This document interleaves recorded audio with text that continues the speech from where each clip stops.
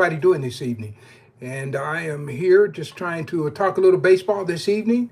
And I do want to take a moment. I know we've got a few people going to join in, but I do want to take just a moment to let you know that we did hit the 733 subscribers, actually went over, and I certainly appreciate that. Now it's on to 755. So we hit that Hank Aaron number, 733 for the most home runs hit in the National League, and now we're going for Hank Aaron's all-time total, which is 755 subscribers, and then I'll let you know where we're going from there. If you've been following me, you know where we're going after that, what number we're going for after that, okay? So I do want to thank you for joining in this evening. And again, this is Phil Dixon. This is another edition of This Day in Black Baseball History, guys. So hopefully you're having a wonderful day, and I'm going to jump right in here. I usually give it about a minute and a half or something like that. By all means, if you're just catching me for the first time, you like what we're doing here, go ahead and subscribe. Certainly appreciate that. And then if you really like it and you have friends who are baseball fans, go ahead and share this broadcast because it gives people a chance to learn about the Negro Leagues and black baseball and also Americana. All right, so because I'm usually all over the country, and what I talk about, somebody say, yo, what's up? What's up is baseball history. So hopefully you enjoy baseball history because I'm going to give you some facts. Of course, this is my March 31st, 2026 edition of This Day in Black Baseball History. So what I do is I give you some historic facts that have occurred through the ages on March 31st. That's kind of what I do. And then I give you commentary around it. Some of it to make you think, some of it to inform you, but a lot of it is just to have an entertaining conversation, all right? Again, my name is Phil S. Dixon is what I go by, and I'm a baseball historian with 46 years of studying the Negro Baseball Leagues, and before then, I was all on top of Major League Baseball, the National, American, and minor league baseball all over the country. I've got a wall full of books over here. You can't see them, but I have this one right here. I was looking through it, and I just haven't moved it away. This is my book, The Types, and of course it has a rubber band on it because it's been worn out, guys. That's how I take a book. I wear that sucker out. So I really get into it. So if you're joining tonight, let me know where you're joining from, okay? So my favorite team is the Red Sox. Hey, that's okay. Nothing wrong with that, right? Everybody's got to have a favorite team, right? And so somebody said mine's the Yankees. I don't know what part of the country are you guys from? I mean, every once in a while I'll be out in North Dakota and someone say my favorite team is the Red Sox, right? So I don't know where you're from. So anyway, hey, let's see. Massachusetts, that makes sense. So that must be the guy from, yep, that's the guy from the Red Sox, all right? And then somebody says, yes, no. I'm not sure what that means. All right, so you guys ready for me to get into some baseball history? Okay, let's go ahead and give it this, and then you kind of see what I do, all right? And remember, remember, if you like what I'm doing here, man, don't hesitate to subscribe because that lets you know when I come on, and then you can come back. Once again, I don't have any commercials right now, so if you want to listen to my content straight through, you can do that. Somebody said it's from New York. Good city. I was up in New York and Albany about this time last year, speaking at Cooperstown. Then I went over to Gloversville, and I spoke in Schenectady as well. And so I know that area very well, that part especially. So, but here we go. Okay, so you guys ready? All right. So we're going to go back to March 31st, 1900. And power-hitting, slugging first baseman George Mule Suttles is born in Brockton, Alabama. And but some people say it was Edgewater, Alabama. Well, can't figure out which one it is. Okay, maybe, well, maybe that's something that needs to be figured out. All right, so they got two places they say he was from. We'll have to figure out what it is. Okay, now I have lots of good stories about Mule Suttles because he played for the St. Louis Stars, and I used to talk to Cool Papa Bell all the time, and he would tell me some of the best Mule Suttles stories I ever heard. But now I'm going to give you a story tonight that you probably didn't know. Now, like I said, it was a pleasure for me to sit in the living room of Cool Papa Bell on a Saturday or Sunday afternoon. I would drive down from Kansas City. I would go and spend the whole day with him and his wife, and we just talked baseball, reminisce about their lives in baseball. It was pretty good. it was very rememberable, and it's something I cherish because, of course, they're among the ancestors now. And of course, most people know about Cool Papa Bell and the story. He could turn the lights out and get into bed before the room got dark. But if you've been listening to my broadcast, and if you go way back to when I first started going live, I think maybe June, I did 3 or 4 broadcasts straight on Cool Papa Bell with more information than you ever see. All right. So we were talking about Mule Settles. All right. You ready? Okay. Now, this is the interesting thing about Mule Settles. Years ago, I was doing some research and I came across this reference in a newspaper, and it said that Mule Settles was in a movie with Mae West. And so I said, oh, I got to check this one out. So I did a lot of research and everything. And it just so happens that it was around 1931. And the movie was I'm No Angel. And so I went out and found that movie. Actually, I have it downstairs on a VHS tape. So I went and found that movie and I watched it over and over and over again and never could find Mule Settles in there. I looked at it over and over and over again. I'm just looking for this guy, and probably if I get it now, maybe on DVD, I can slow it down even further. But anyway, I was trying to find Mule Settles in there, never did, but they said that he was in that movie, I'm No Angel. And so that movie is a very interesting movie. First of all, it was the movie that came out in the Depression, 1931, the one that they said saved Paramount Theater. Now, just so happened, I was at Paramount Theater about a couple of weeks ago. Well, actually, it was last week. I was at Paramount Theater. And so I was real interested when I was on that lot, and I asked a lot of questions about Mae West and this movie, I'm No Angel. All right. So you probably never heard of this movie. Just know that it saved Paramount Theater because the Depression was tough. And back in those times, man, Paramount was making about 100 movies a year. And I think they made 13 movies last year, just 13. So anyway, one of the great lines that came from I'm No Angel is one you've probably heard before. And it goes something like this. Mae West said, when I'm good, I'm very good. But when I'm bad, I'm even better. That came from I'm No Angel, the movie that Mule Settles was supposedly in. So, hey, maybe somebody else had been digging like that, but I actually went out, and this was over 20 years ago, trying to find him in that movie. All right? So that's Mule Settles, born on this day in Brockton, Alabama, or was it Edgewater, Alabama? All right? Okay, so let's go to the next fact here. How about March 31st, 1907? The Sunday baseball game between the Philadelphia Giants and the Ridgewood team, that's over in Brooklyn there, Brooklyn, New York, if you're in New York, if you're still with me, had to be canceled at the last minute because 5 members of the Giants did not arrive from Cuba in time to play the game. Somehow they got delayed somewhere along the way, and everyone thought they would be there, and they were supposed to be there. Of course, they weren't, so the game had to be canceled, and it has been rescheduled for next Sunday. And so that was Sunday, March 31st, 1907. So, hey, when we get to that other date, all right, in April, I'll give you what happened at the second game, all right? Now, if you're still with me, guys, let me know where you're joining from, all right? Let's go to this one. How about, did you know the American Giants played college teams? How about this one? March 31st, 1915, the American Giants scored a 9-5 victory over the University of Oregon in Eugene. How about that? The American Giants knocked off the Ducks. Is that interesting to somebody? Okay. Hey, you find out all kinds of things when you listen to my broadcast, right? So yeah, they played Oregon University. And years later, Joe Lillard played for Oregon as well. And Joe Lillard was a baseball player, a basketball player, an outstanding football player. He was so good that the rest of the teams decided that they need to get him out of the league so they can win, because this guy was tearing up the league. And so they came up with something, and they said that he was playing professional baseball with the Gilkerson Union Giants. Now, what's interesting is, typically, they wouldn't call the Gilkerson Union Giants professional, but they did then, so they could get this man out of the league.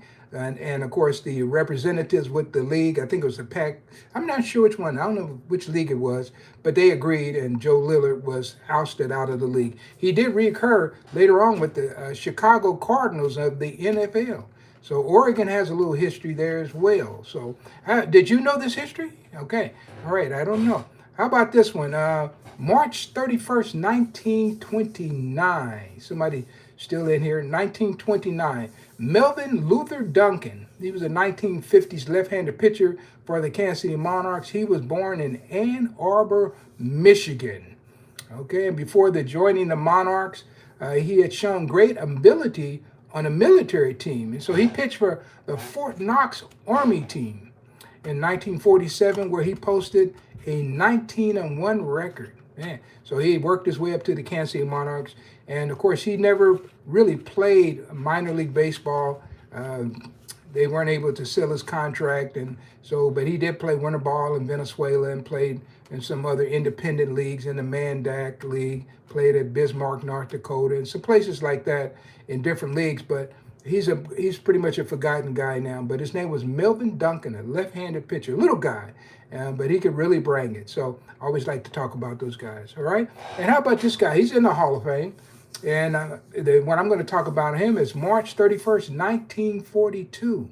Now, you may remember him as playing with the New York Giants, and that's Monty Irvin. Monty Irvin married Dorothy Manning on this date. That's March 31st, 1942. So that was years before he went to the league. And they had 2 daughters, and they were married for 67 years until Monty Irvin's death in 2016 at the age of 96. How about that for a long-term marriage? Hey, look, I'm working on 42 years, and look, I'm not, it'd be 43 this year, and I'm a long ways from Monty Irvin, 67. But that is a monumental figure. And here's the thing, guys, when they talk about these Negro League players and black baseball players and even black culture, they don't spend enough time talking about these people who have been married for a long time and have raised families. That is not a part of the conversation. They want to tell you about somebody who didn't get married, but they don't know a lot of this history, especially as it relates to baseball. So I take it upon myself to let you know. All right. So, guys, if somebody's picking up this broadcast, by all means, go ahead and subscribe, guys, because that's the way I know that people want to continue to follow. And if you're subscribing, I'm talking. All right. I'm going to keep on building this community. All right. Somebody says, okay, sorry. I love content, and I just subscribe, have to head to bed. Good luck. Hey, I understand. And especially if you're in the East Coast. If you're in the East Coast, it's 8:46 here now, so it's 9:46 there. So I'd like to get on a little bit earlier, but hey, for the people who are in the West Coast, I got lots of time. They're up. It's prime time in the West Coast. So I'll try to get on a little early for you guys, all right? All right, so let's go to this one. How about March 31st, 1943, in a game played at Jefferson High School in Oregon. We're back to Oregon. The Harlem Globetrotters thump the Portland Boilermakers 41-25, and Negro League baseball stars Everett Ziggy Marcel scored 6 points, and then Reese Goose Tatum dropped in 6 points for the win. Both of those guys played baseball, and we're getting down to the end of the basketball season, so I don't have many basketball results to bring in, but just know there's a few, and now we're starting to get back to a lot more baseball, and it's been my pleasure to work these broadcasts through the winter because I was talking about African-American baseball players playing football, boxing, playing basketball. I'm looking for games from Galloway, who was in Canada, who played hockey, but I did find one of Bobby Marshall playing hockey up in Minnesota, and he was a great baseball player for the Minnesota St. Paul Gophers up in Minnesota. So, yeah, lots of good things going on, and this is the kind of things you can learn when you listen to my network, okay? And let's see. We're going to let's do one more, and then I'll be out of here. So I want to thank everybody for joining me and supporting me, and first of all, getting me to the 733 subscribers. And just know that, guys, we're on our way to 755, and we're going to try to make it by this weekend, okay? So I'm going to come on with some special things. Typically, I'll come in and do more than one broadcast. So hopefully, if you like this kind of information, if this is better than some of the stuff that you're getting out there on YouTube, and I know I'm always looking for some kind of content when I'm walking that I can just listen to, and I don't have to keep pulling my phone out my pocket and hitting skip. And right now, that's me. And so I try to keep it lively and interesting. All right. So here we go. I have one more. One more. Okay. So March 31st, 1951, Phil Cockrell, the famous Hilldale Derby Daisies pitcher, died in Philadelphia, Pennsylvania. And of course, he was born in Augusta, Georgia in 1895. Now, when I think of Augusta, Georgia, guess who I think of? I think of James Brown. Now, James Brown wasn't actually born in Augusta, but later on, when he was 4 or 5, he went down there to live with his dad, and he grew up in Augusta. So he had songs, and he would actually mention Augusta, Augusta, GA, in his songs. So did anybody know that Pete Cockrell and James Brown were hanging around Augusta? Probably not the same time, of course, but they both had some connection to that place. All right. Okay, and now Phil Cockrell, his best pitch was the spitball. All right. So I started thinking. I said, what other pitchers in the Negro Leagues were known for their spitball? And the first person that came to my mind was a guy, and I mentioned him probably yesterday or the day before, and it was a guy by the name of Ditka Johnson. Ditka Johnson pitched for the ABCs, and his primary pitch was the spitball. But in black baseball, guys, the spitball was never that popular. So you had guys who were going to cut the ball before they would spit on it. And so you had, and part of the thing is a lot of guys in the American National League, they were chewing tobacco. And in the Negro Leagues, that wasn't a thing to chew tobacco. So what they would do is cut the ball. And some guys could really cut it really well. I remember years ago talking to Ted Ratcliffe, and he came to Kansas City, played at old Ward Field, Ward High School field. I actually played in Ward High School field. Actually, I'll tell you a quick story. I was playing for Wina High School, and I was on the JV that year, and they had a guy. He was a sophomore, and he was pitching for Ward High School in that same field I'm going to talk about. And so anyway, I had never seen the guy, so I came up and I hit a double off the guy and cleared the bases, right? And that guy ended up being, I'm trying to think what his name is. He ended up pitching for the New York Mets. So he ended up being pretty good. Went a lot further than me. But on that day, guys, man, I tore his ass up that day. But what's his name? Oh, shucks. I'll think of his name right before I go. But he's from Kansas City, and he pitched for the Mets, Kansas City, Kansas. So if you look that up, and you'll find him. And I don't know why I'm forgetting the name, because every once in a while I'll tell this story to teams that I coached, that kind of thing. So anyway, Neil Allen was his name. Neil Allen. You ever heard of Neil Allen? He was a speedball pitcher with the Mets, but hey, he was only a sophomore. I was a junior, but at that particular time, I was a better hitter than he was a pitcher. All right. So anyway, Ratcliffe came to that same field, Ward High School field. And there was a pitcher by the name of Emory Osborne who used to pitch around Kansas City, especially in Kansas City, Kansas. And they called him Emory Osborne because he would cut the ball. And so Ratcliffe came in with the Claybrook Tigers, and he saw this guy was cutting the ball, and the umpire wouldn't call anything. So Ratcliffe said, I'll show him how to cut the ball. Man, and Ratcliffe almost pitched a no-hitter that day against Emory Osborne. And what was funny was I was talking to Ratcliffe, and he mentioned that I mentioned I was from Kansas City, Kansas, the first time I met him. And he said, Kansas City, Kansas. He said, you ever hear of Emory Osborne? I said, yeah, I know exactly who that was. And part of the thing, the reason I knew these guys, they used to have like a reunion of old baseball players in Kansas City, Kansas. And it was mostly the white guys who had played, and they were a few black guys who had played against them would show up. But I would go out to those meetings. And so I would interview all these old players, and players would come in from Denver, people had moved away from Kansas City, Kansas. And I picked up some of the best baseball stories. And I just love baseball. And I love to hear people who enjoy baseball talking about baseball. And so I would go over there, and sometimes I'd be the only black guy there. And hey, man, they treat me like one of the bunch, and they'd have a big dinner, and you had to pay for the dinner and everything, and they have all these old pros, and it was a great fun time, and that was in the 1980s, and I was in my 20s, and those guys were 60, 70 years old, and now they're all gone, and so I still go past the little restaurant where we used to have the meeting, and I think about those days and think about all the names that I met and all the people I've seen through the years. And so that kind of does it for me today. Neil Allen, boy, I'm surprised I couldn't spit that out so quick. But sometimes, I don't know if you notice, if you listen to me and I say, I'll come back to it, because as I'm talking, it'll come to me, right? So, yeah, so it's amazing. I remember as much as I do. And this will be my birthday in August. I will be 70 years old. So I've been actually talking and living baseball since I was probably in the fourth, fifth grade.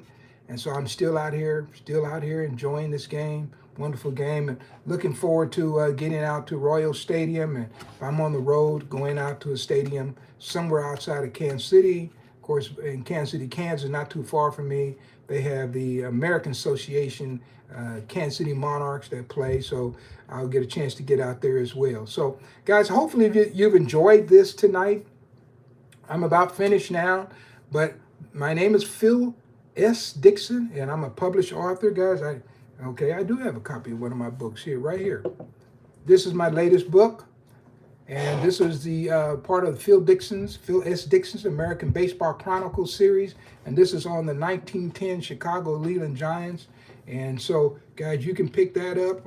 I have a website if you want to pick it up from me, and I can send it out to you. And so now I am having some problems. I have a book on the Dizzy and Daffy Dean Barnstorming Tour, and that company was purchased by another company. I've been struggling to get that book, so I have a few back orders. I've got to get that book. But for those people who ordered that book, if you're still waiting for it, when I get the books, what I'll do is I will put something else in there to kind of sweeten the pot, since you've had to wait for that. And so, yeah, they sold the company to a company in London. So it just making really tough to get your book.